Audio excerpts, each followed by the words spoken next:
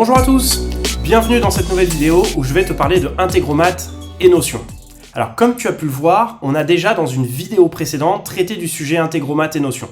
Cependant, pour être très honnête, la manipulation était un peu technique puisqu'en fait on utilisait le module HTTP dans lequel on devait configurer nous-mêmes les éléments de l'API. C'était pas forcément quelque chose de très simple, en tout cas si tu es novice.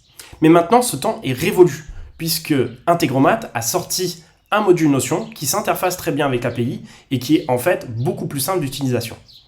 Alors pour t'en rendre compte, on a justement utilisé le même exemple que dans la vidéo précédente. À savoir, lorsqu'un nouvel élément était ajouté dans ma base de données Notion, on voulait que ça nous envoie automatiquement un mail. Alors attention, petit point particulier dans cette vidéo. Puisque dans ce tutoriel, j'utilise Zapier pour mettre à jour ma base de données de tweets. Mais en fait, c'est surtout pour faire le lien avec les autres vidéos sur l'API de Notion que j'ai déjà réalisé avant. Ok ?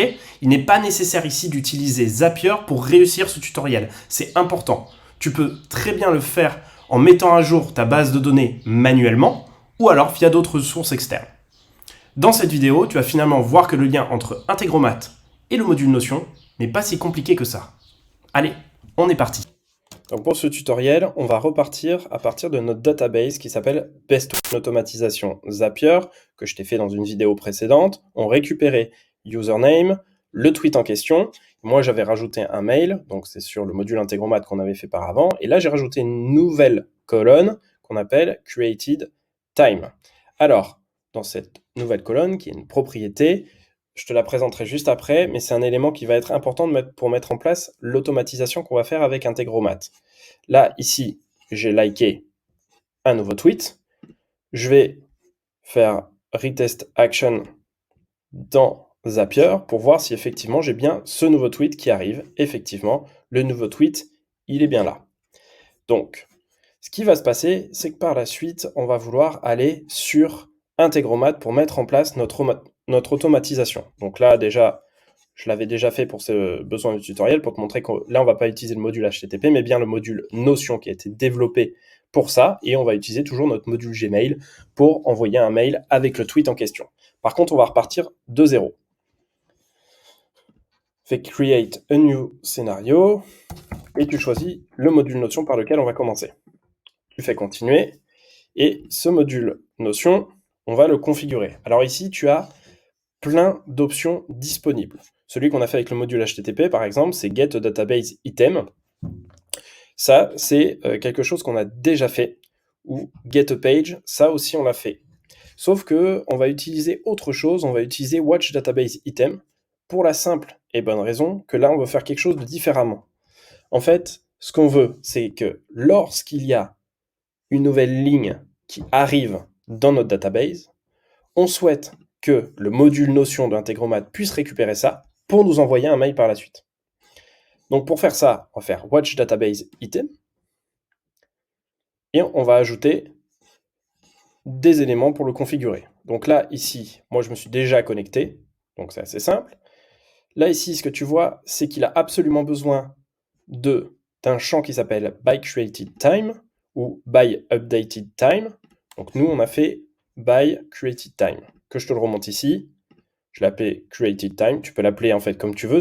Par contre, le plus important, c'est de lui donner la propriété createdTime que tu trouves ici. D'accord ? Ça, c'est vraiment le plus important. Ensuite, le nom de ta database, BestTweet. Par contre, attention, si tu veux pouvoir le retrouver, il faut bien que tu ailles dans Share et que tu fasses ton bot d'intégration. Alors moi, je l'avais déjà fait, on l'a déjà fait dans d'autres tutoriels, donc je te remonte pas comment faire, mais c'est très simple, je te laisse te reporter aux autres vidéos. Et ensuite, au niveau de la limite, bah là, tu peux mettre le chiffre que tu veux, mais en fait, 2, c'est très bien. Dans tous les cas, tu n'as pas besoin de changer ça. Ici, il demande à partir de quand est-ce que tu veux récupérer ça. From now on, dans notre cas, ça va fonctionner. Ensuite, ce qui va se passer, c'est que ici, on va vouloir ajouter Gmail. Là, c'est plutôt assez simple, puisqu'on l'a déjà fait sur l'autre tutoriel. Donc, je vais aller plus rapidement. On va l'envoyer à mon adresse mail. Donc là, si tu le vois ici, c'était ici, l'adresse mail. Donc là, c'est un élément qu'on va récupérer, une propriété. Donc là, c'est le mail que tu récupères ici. Sujet, on va l'appeler nouveau tweet module Integromat. Tu l'appelles comme tu veux, hein. Tu peux mettre des éléments dynamiques aussi. Et le contenu, voici le nouveau tweet.